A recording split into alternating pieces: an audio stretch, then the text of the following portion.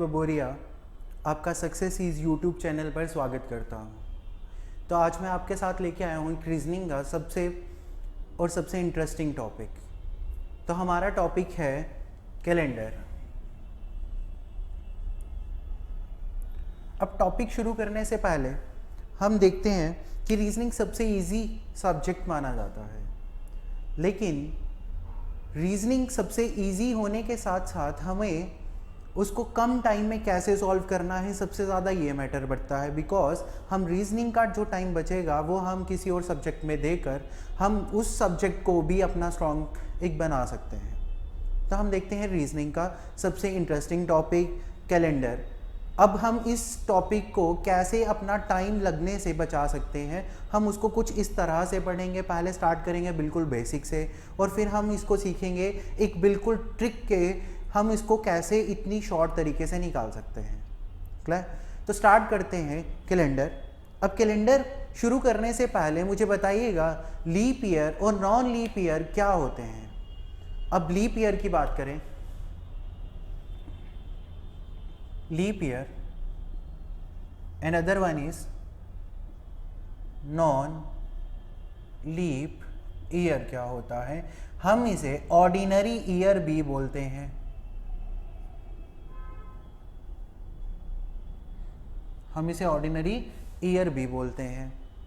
अब leap year की बात करें तो लीप ईयर हमारे पास वो ईयर होता है जिसमें हमारे पास 366 दिन आते हैं। अब जिसमें 366 दिन आते हैं उस और ऑर्डिनरी ईयर में हमारे पास 365 दिन आते हैं।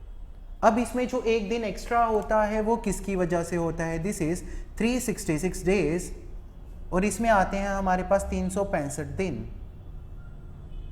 अब जो एक दिन एक्स्ट्रा आता है ये फरवरी की वजह से, जो फरवरी में हमारे पास 4 सालों में एक बार 29 डेज का ईयर होता है, ये उसकी वजह से आता है। अब हम फाइंड आउट कैसे कर सकते हैं लीप ईयर और हमारे पास नॉन लीप ईयर, हमें कैसे पता चलेगा कि ये हमारे पास लीप ईयर है और ये हमारे पास एक ऑर्डिनरी ईयर है। अब लीप ईयर की बात करें तो लीप ईयर को हम फाइंड आउट करने के लिए हम बोलते हैं कि लीप ईयर को अगर हम 4 से डिवाइड कर दें और रिमाइंडर हमारे पास 0 आ जाए तो वो एक लीप ईयर माना जाएगा। लेकिन मेरा क्वेश्चन है तो मुझे बताइएगा तो फिर क्या ये 1700 लीप ईयर है या नहीं।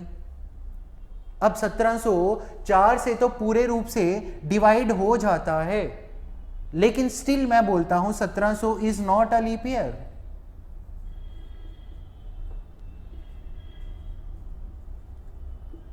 अगर 1704 से डिवाइड हो जाता है वो तो एक लीप ईयर होना चाहिए, तो फिर ये क्यों नहीं है लीप ईयर। अब वही समझेंगे हम क्यों ये लीप ईयर नहीं है। अब 1700 की बात करें, हमारे पास 1700 जो है वो एक सेंचुरी ईयर होता है। सेंचुरी ईयर बोले तो जिसके आखिर में 2 जीरो, सेंचुरी की बात करते हैं 100 हो गया, 200 हो गया, जैसे जिसके एंड में 2 जीरो आ जाए वो हमारे पास सेंचुरी ईयर कहलाता है। अब 1700 जो है वो भी एक हमारे पास सेंचुरी ईयर है। अब सेंचुरी ईयर को हम 4 से डिवाइड करके नहीं बता सकते whether this is a leap year and this is a non leap year. अब अगर हमें सेंचुरी ईयर को बताना है तो सेंचुरी ईयर को हमें क्या करना पड़ता है, 400 से डिवाइड करना पड़ता है। अगर तो सेंचुरी ईयर 400 से पूरे रूप से डिवाइड हो जाता है तो हम क्या करते हैं, बोल देते हैं कि ये लीप ईयर है। अगर वो 400 से डिवाइड नहीं होता तो हम उसे बोलते हैं this is not a leap year. अब लीप ईयर अब क्या करेंगे, 4 से डिवाइड करने के लिए क्या हम पूरा देखेंगे। हमने मैथ्स में पढ़ा था 4 का एक डिविजिबिलिटी रूल हुआ करता था। अब वो 4 का डिविजिबिलिटी रूल क्या बोलता था, अब 4 का डिविजिबिलिटी रूल ये बोलता है कि ऐसी दो संख्याएं whose लास्ट 2 डिजिट्स आर 0 और whose last 2 digits is completely divisible by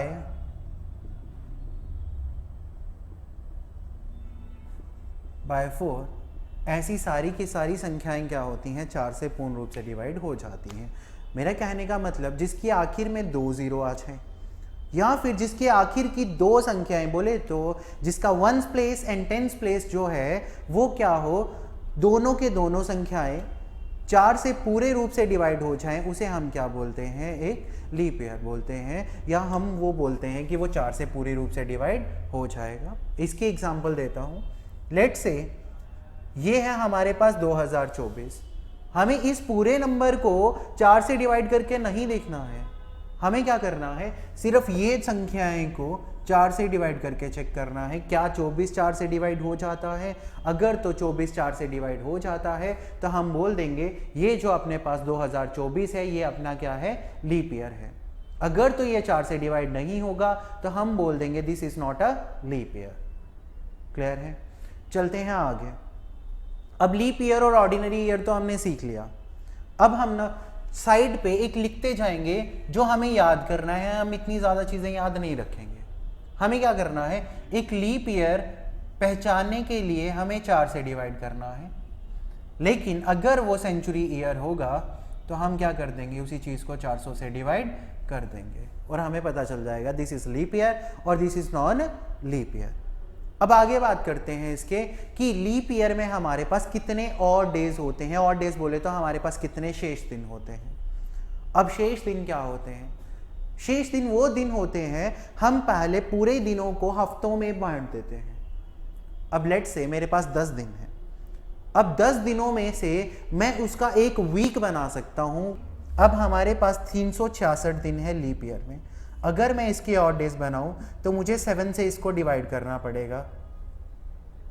अब मैंने इसको 7 से डिवाइड करा तो हमें मिला 7 5 35 और बचा अपने पास क्या, 16। अब अगेन मैंने इसे डिवाइड करा तो ये मिल जाएगा 2 14 और ये 2 जो बच जाता है दिस इज व्हाट रिमाइंडर, यानी शेष फल बच जाता है हमारे पास। और ये जो 52 हैं ये 52 कहलाते हैं कि लीप ईयर में हमारे पास 52 जो हैं, यानी 52 जो हैं वो पूरे के पूरे वीक्स बन जाएंगे। अगर ये 52 वीक्स बन जाते हैं तो ये अपने पास शेषफल बच जाता है, बोले तो ये रिमाइंडर बच जाता है। अब ये 52 वीक्स और ये 2 रिमाइंडर, अब ये जो 2 है ये अपने पास और डेज कहलाएगा, बोले तो शेष दिन कहलाएगा। अब इसका मतलब हमारे पास लीप ईयर में 2 ऑड डेज होते हैं।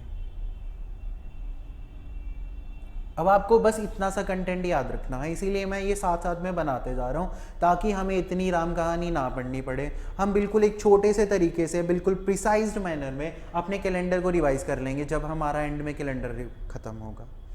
इतनी सी चीज़ें याद करेंगे और कैलेंडर हमें याद हो जाएगा। इसीलिए मैं उस चीज़ों को साथ साथ में बता रहा हूँ। बस एक्सप्लेनेशन एक बार से समझ लीजिए कि वो चीज़ें बन कैसे रही हैं, उससे हमें क्लियर हो जाएगा कि वो चीज़ें मैंने क्यों लिखी हैं शॉर्ट तरीके से। चलिए देखते हैं आगे। नेक्स्ट, अब यही काम हम नॉन लीप ईयर में करेंगे और जानेंगे हमारे पास नॉन लीप ईयर में कितने शेष दिन होते हैं। This is 365 days. हम इसे 7 से डिवाइड करें तो 7 5 35, हमारे पास बच जाता है 15। This is 2 14। अब ये जो 1 है ये बच जाता है मेरे पास रिमाइंडर। अब ये जो रिमाइंडर है ये कहलाएगा ऑड डेज, बोले तो शेष दिन। अब हमारे पास ऑर्डिनरी ईयर में एक शेष दिन आ गया तो हम लिख देते हैं ऑर्डिनरी ईयर में कितने शेष दिन, एक शेष दिन, ऑड डेज। कोई दिक्कत यहाँ तक क्लियर? अब चलें आगे, चलते हैं आगे। अब इसके आगे देखते हैं। लीप ईयर और नॉन लीप ईयर तो हमने सीख लिया। अब हम बात करेंगे कि हमारे पास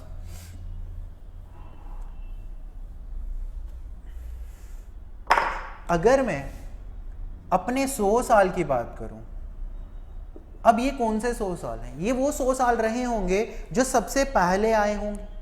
मतलब एक से कभी ना कभी कैलेंडर शुरू हुआ होगा और ये पहले 100 ईयर्स की बात कर रहा हूं मैं। पहले 100 ईयर्स की बात करें तो पहले 100 सालों में अगर मैं डिवाइड करके देखूं तो ये कितने बनते हैं हमारे पास, उस हिसाब से 25 लीप ईयर बनने चाहिए। दिस इज 25 ईयर जो लीप है, प्लस बनने चाहिए 75 नॉन लीप ईयर। ऐसा ही बनेगा ना, बिकॉज हमें पता है कि 100 सालों में जो पहला 4 साल आया होगा वो क्या रहा होगा हमारे पास, वो लीप ईयर रहा होगा। ऐसे ही 8वां जो साल आया होगा वो लीप ईयर रहा होगा, जो 12वां साल आया होगा वो भी हमारे पास लीप ईयर रहा होगा। उसके बाद जो 16वां, मतलब 4 के मल्टीपल्स में जितने भी ईयर आते गए वो हमारे लीप ईयर रहे होंगे। अगर 4 के मल्टीपल हमारे पास लीप ईयर होंगे तो उस हिसाब से तो 25 लीप ईयर बन जाएंगे 100 सालों में। लेकिन एक्चुअल में ऐसा नहीं होता। एक्चुअल में हम बोलते हैं कि हमारे पास 24 ही लीप ईयर्स होते हैं और 76 फिर हमारे पास ऑर्डिनरी ईयर्स बन जाएंगे, बोले तो नॉन लीप ईयर्स बन जाएंगे। अब ऐसा क्यों होता है? अब मैंने आपको एक बात समझाई थी कि लीप ईयर को 4 से डिवाइड करके देखते हैं और लीप ईयर का ही जो सेंचुरी ईयर होता है उसे हम 400 से करके देखते हैं। अब 100 जो 100th ईयर होगा उसमें भी तो ये कंडीशन फॉलो होगी। कंडीशन से मेरा मतलब कि जो 100वां साल है वो 4 से तो डिवाइड हो जाएगा लेकिन वो 400 से डिवाइड नहीं होगा। अब वो 400 से डिवाइड नहीं होगा तो इसीलिए वो लीप ईयर नहीं होगा। अगर वो लीप ईयर नहीं होगा तो वो एक साल लीप ईयर से घट कर किस में ऐड हो जाएगा, वो नॉन लीप ईयर में ऐड हो जाएगा। इसीलिए नॉन लीप ईयर बढ़ जाता है और लीप ईयर घट जाता है। अब ये बन जाएंगे हमारे पास 24 लीप ईयर्स, मतलब हम इसे गलत बोल सकते हैं, ये हमारे पास एक्चुअल में नहीं होगा। अब ये बन जाएंगे अपने पास 24 लीप ईयर्स और 76 ऑर्डिनरी ईयर्स। आगे बात करते हैं। अब हमने पढ़ा एक लीप ईयर में हमारे पास 2 शेष दिन यानी 2 ऑड डेज हुआ करते थे। अगर एक लीप ईयर में हमारे पास 2 शेष दिन हुआ करते थे तो यहां पर हमारे पास 24 लीप ईयर है, तो ये 24 लीप ईयर में कितने शेष दिन बन जाएंगे, तो 24 लीप ईयर में अपने पास बन जाएंगे 24 into 2 that is what 48 odd days. यहां तक कोई दिक्कत? अब ये मैंने 2 कहां से लिया, ये 2 वो दिन था जब हमने 366 से डिवाइड करा था और हमने इधर शॉर्ट में लिख दिया था this is leap year. Leap year में कितने odd days, this is 2 odd days. Clear? आगे देखते हैं। अगर हमारे पास एक ऑर्डिनरी में एक शेष दिन था तो 76 दिनों में 76 सालों में हमारे पास यानी 76 ईयर्स में हमारे पास कितने ऑड डेज बन जाएंगे, this is what 76 odd days. अगर मैं 100 सालों के पूरे ऑड डेज को मिला दूं तो ये मेरे पास कितने बन जाएंगे, दिस इज 124 ऑड डेज। कोई दिक्कत? ये मेरे पास 124 शेष दिन बन गए। अगर मैं इस 124 शेष दिनों को, अब मैं 124 दिनों को तो 7-7 के हिसाब से हफ्तों में बांट सकता हूं, तो एक बार बांट लेते हैं इसे और फिर देखते हैं हमारे पास कितने शेष दिन बचते हैं। तो मैंने इसको 124 दिनों को 7 से डिवाइड करके बांटा तो 7 1 जा 7, दिस इज व्हाट 54। अब 7 7 जा 49, रिमाइंडर इज 5। अब ये जो रिमाइंडर बचता था ये होता है हमारे पास ऑड डेज यानी शेष दिन। अब ये मैं ये बोल सकता हूं ये हमारे पास जो 100 साल हैं उसमें हमारे पास 5 शेष दिन आ गए, दिस इज ओ। कोई दिक्कत यहां तक? अब बात करते हैं आगे 200 दिनों की। अब 200 दिनों की 200 सालों की बात करेंगे। अगर मेरे पास 100 सालों में, यहां लिए थे हमने पूरे 100 साल, दिस इज 100 ईयर। 100 ईयर में अगर मेरे पास 5 शेष दिन बचे, 100 ईयर में मेरे पास 5 शेष दिन बचे तो 200 सालों में तो मेरे पास 10 शेष दिन बचने चाहिए। मतलब क्या 2 into 100, मतलब एक इसमें 5 थे तो 2 into 5 कितने 10 ऑड डेज हो जाएंगे। अगर ये 10 ऑड डेज हो गए तो हमारे 10 ऑड डेज में से एक वीक और बाहर आ सकता है। अगर वो एक वीक बाहर आ गया तो हमारे पास कितने शेष दिन बच जाएंगे, सिर्फ 3। तो मतलब क्या हम बोल सकते हैं कि 200 ईयर में हमारे पास 3 ही ऑड डेज होंगे, बिकॉज 10 दिन में से एक हफ्ता जो है वो अपना हफ्ता बना लेगा और इसके बाद हमारे पास कितने बच जाएंगे, 3 ही शेष दिन बच जाएंगे। क्लियर होगी बात? आगे चलते हैं। हम इधर लिख देते हैं शॉर्ट में 200 सालों में हमारे पास कितने शेष दिन आ जाएंगे, 3 ऑड डेज आ जाएंगे। नेक्स्ट इज व्हाट 300 सालों की बात करते हैं। अब यहां पे लिखते हैं 300 ईयर्स, 300 ईयर्स। अगर 100 सालों में हमारे पास 5 शेष दिन थे तो मैं इसको 300 को 3 इंटू 100 भी तो बोल सकता हूं, कोई दिक्कत इसमें? बिकॉज 3 इंटू 100 ही तो मेरे पास 300 बनेगा। अगर 3 इंटू 100 मेरे पास 300 बन रहा है तो इट मीन्स 3 इंटू 5 टोटल मेरे पास 15 शेष दिन होने चाहिए। अगर मेरे पास 15 शेष दिन बनते हैं तो उसमें से 2 वीक्स तो बाहर आ सकते हैं, बोले तो 14 डेज के 2 वीक्स बाहर आ सकते हैं। बिकॉज एक वीक में 7 दिन तो 2 हफ्तों में 14 दिन। 14 दिन अगर बाहर आ गए तो मेरे पास बचे क्या? 2 वीक्स प्लस 1 ऑड डे। कोई दिक्कत? अब ये एक शेष दिन बच गया यहां पर, क्योंकि ये 2 वीक्स तो माने नहीं जाएंगे शेष दिन में। तो हमारे पास बोले तो 300 सालों में एक शेष दिन बचता है। कोई दिक्कत? नेक्स्ट 400 ईयर्स की बात करते हैं अब, जो सबसे इंपॉर्टेंट है। 400 ईयर्स की बात करें तो हमारे पास जो ये 400 साल है, ये जो 400 ईयर है, इसे मैं 4 इंटू 100 करके लिख सकता हूं। अभी अगर 4 इंटू 100 लिखते हैं तो this is what 4 into 5, total तो 20 शेष दिन होने चाहिए। अगर ये मैं 20 शेष दिन लेता हूं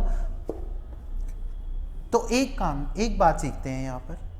अब जो 100th ईयर था वो भी हमारा 400 से डिवाइड नहीं होता था। अब जो हमारे पास 200th ईयर था वो भी 400 से डिवाइड नहीं होता था। जो हमारे पास 300th ईयर था वो भी 400 से डिवाइड नहीं होता था।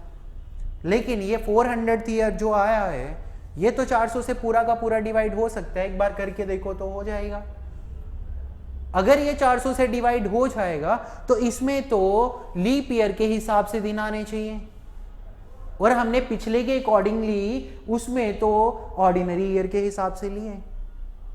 इट मींस ये जो 20 शेष दिन है इसमें जो 400th ईयर है उसका एक शेष दिन जुड़ा होगा, बिकॉज ऑर्डिनरी ईयर में तो एक ही शेष दिन होता था। अब सिर्फ चेंज तो 400th ईयर में आएगी और तो कहीं आएगी नहीं। अगर 400th ईयर में एक शेष दिन जुड़ा है तो हमें एक शेष दिन और बढ़ाना पड़ जाएगा, बिकॉज ऑफ 400 जो है this is a leap year. अगर हम इसका एक शेष दिन बचा देते हैं तो हमारे पास ये बन जाता है 21 ऑड डेज।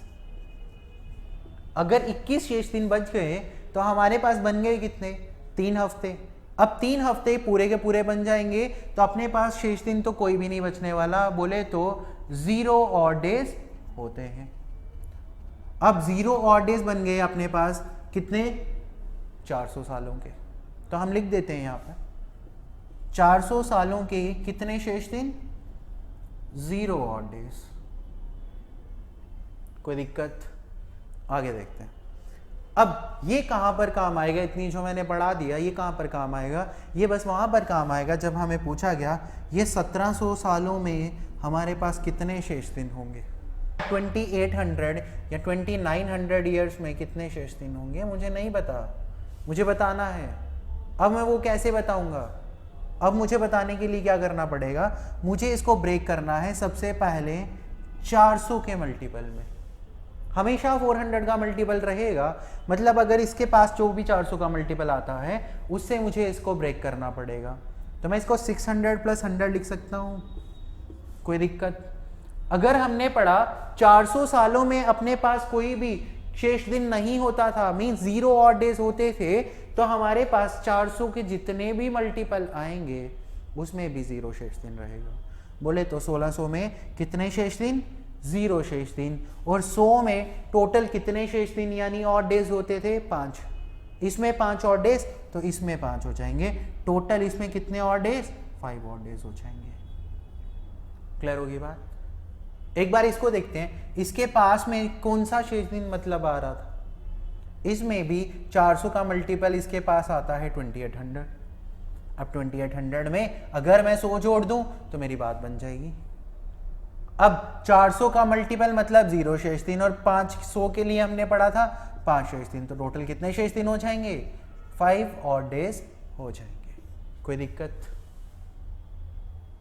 क्लियर होगी बात? ये बहुत कम पूछा जाता है पेपर में। हम इसीलिए चलते हैं इसके आगे, करते हैं जो सबसे इंपॉर्टेंट और सीधा का सीधा क्वेश्चन पेपर में पूछा जाता है। This is what? Repetition calendar. Repetition का क्या मतलब कि हमारा कैलेंडर रिपीट कब होगा। अब रिपीट की बात करें तो वो सीधा बोल देगा कि हमारे पास जो 2004 साल है, 204 का जो कैलेंडर है वो अगेन किस साल में रिपीट होगा।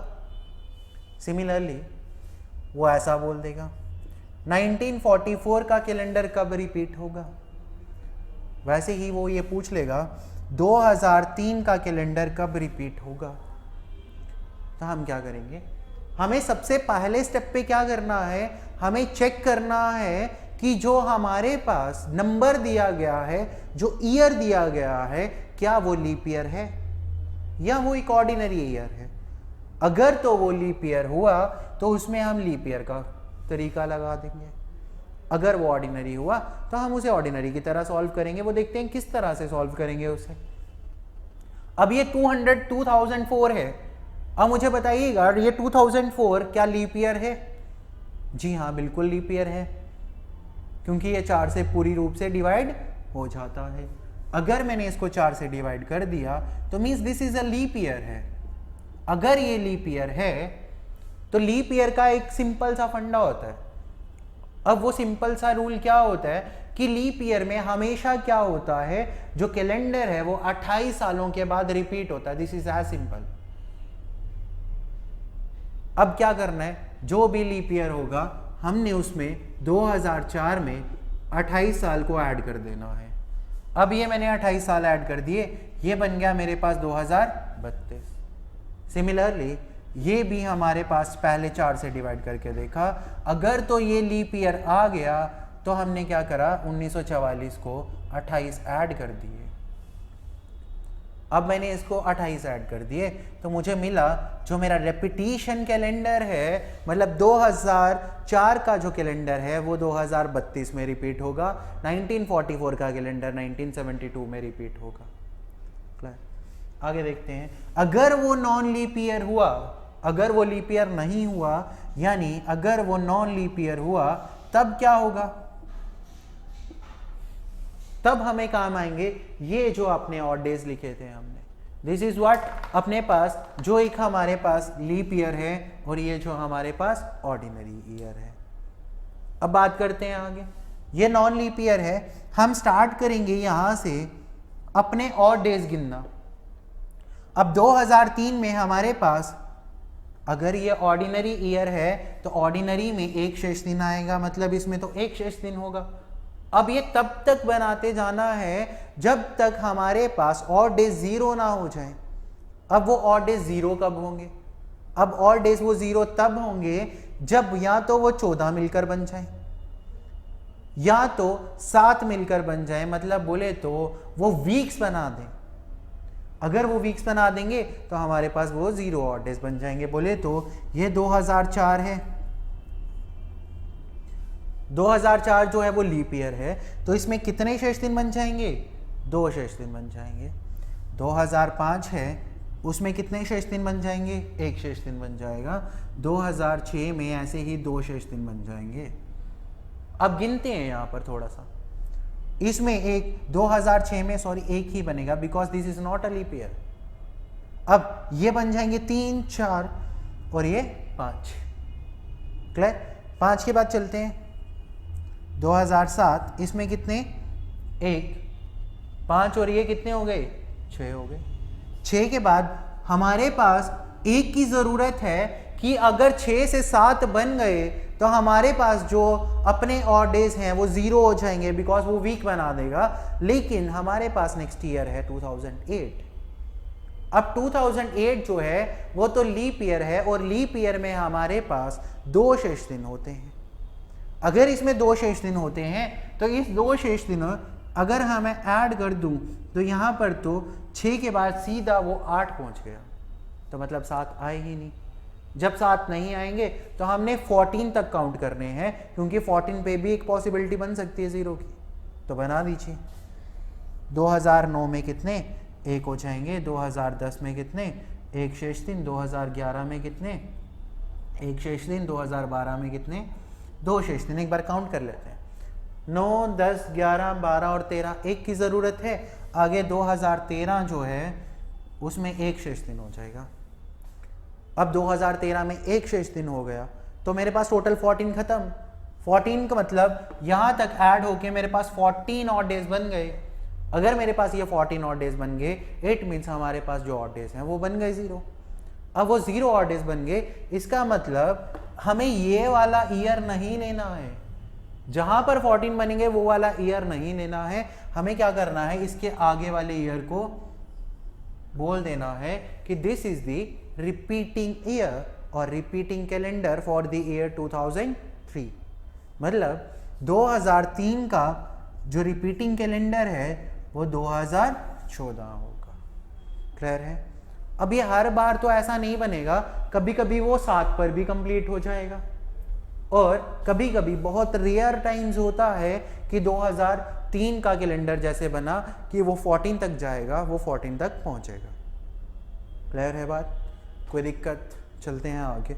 अब सीखते हैं डेट्स निकालना। अब डेट्स निकालने के लिए मैं आपको कुछ कोड सिखाऊंगा। अब वो कोड क्या होंगे और उसे हमें कैसे यूज़ करना है, क्योंकि अगर हम उसको और डेज के तरीके से बनाएंगे तो वो एक बहुत लंबा प्रोसेस हो जाएगा, तो हमें अपने 2 नंबर लेने के लिए इतना सब कुछ करना पड़े तो दैट्स नॉट, हम बोलते हैं छोड़ ही दो, उससे बेटर है। इसीलिए छोड़ना नहीं है, बिकॉज 2 नंबर से हमारी ज़िंदगी बन सकती है। क्लियर? तो चलिए देखते हैं आगे। बिल्कुल मुश्किल नहीं लगेगा। देखते हैं जनवरी, फरवरी, मार्च, अप्रैल, मई, जून, जुलाई, अगस्त, सितंबर, अक्टूबर, and this is November, and this is December. अब जनवरी में हमारे पास 0, 3, 3, 6, 1, 4, 6, 2, 5, 0, 3, 5, ये है हमारा कोड। हमें इसे याद करना पड़ेगा। अब कुछ बच्चों की ये कंप्लेन होती है कि हम इसे याद कैसे करें, तो भाई फ़ोन नंबर बना लो। फ़ोन नंबर तो याद कर ही सकते हैं ना, तो मान लो 03 कोड है, जैसे +91 हमारे फ़ोन नंबर का कोड होता है, तो मान लो ये 03 कोड है, बाकी हमारा 10 डिजिट का नंबर है। बाकी देखो कोड्स तो बहुत हो जाएंगे कैलेंडर में, मैं सीधा बताता हूँ, बहुत अलग अलग कोड बनते हैं इसके। लेकिन ये जो मैं एक कोड बता रहा हूँ ना आपको, ये कोड ऐसा कोड है जो 90s के ईयर में भी काम करेगा और 2000 के ईयर में भी काम करेगा, वरना जो आप बाकी कोड पढ़ोगे वो 90s के ईयर के लिए अलग होगा और 2000 ईयर के लिए अलग होगा। लेकिन ये वाला कैलेंडर काम करेगा यहाँ पर। इसी के साथ साथ हमने एक चीज़ और पढ़नी है, मैं इसी साइड लिखता हूँ कि संडे, ये जो संडे है उसका भी कोड बनाते हैं। संडे को मैं लिखता हूँ 0, मंडे को लिखता हूँ 1, ट्यूसडे को लिखता हूँ 2, वेडनेसडे को लिखता हूँ 3, थर्सडे को लिखता हूँ 4, फ्राइडे को लिखता हूँ 5 और सैटरडे को लिखता हूँ 6। कोई दिक्कत? विजिबल है? चलिए कोई दिक्कत नहीं, देखते हैं। अब बात करते हैं इसके आगे, कोड्स के आगे। आज का दिन ले लेते हैं। आज का दिन लेते हैं। आज हमारे पास है 20 अक्टूबर